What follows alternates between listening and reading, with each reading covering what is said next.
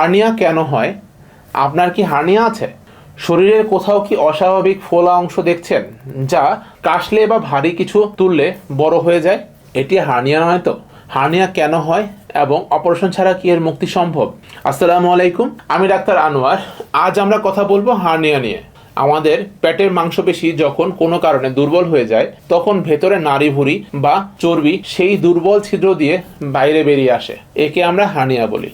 হার্নিয়ার কারণ: দীর্ঘদিনের পুরনো কাশি, কোষ্ঠকাঠিন্য, ভারী বোঝা তোলা বা প্রেগন্যান্সির কারণে পেটের পেশি দুর্বল হয়ে যায়। লক্ষণ: কুচকি বা নাভির কাছে ফোলা ভাব, যা শুয়ে থাকলে ভেতরে চলে যায় কিন্তু দাঁড়ালে বা চাপ দিলে বেরিয়ে আসে। এর সমাধান কি? মনে রাখবেন, হার্নিয়া কোনো ঔষধ বা ব্যায়ামে ঠিক হয় না। এর একমাত্র স্থায়ী সমাধান হলো ছোট একটি সার্জারি বা অপারেশন। হার্নিয়া অবহেলা করলে নাড়িভুঁড়ি আটকে গিয়ে পচন ধরতে পারে, যা প্রাণঘাতী হতে পারে। লক্ষণ দেখা দিলেই একজন জেনারেল সার্জন দেখান। লজ্জা বা ভয় নয়, সঠিক সময়ে অপারেশনেই হার্নিয়া থেকে মুক্তি পাওয়া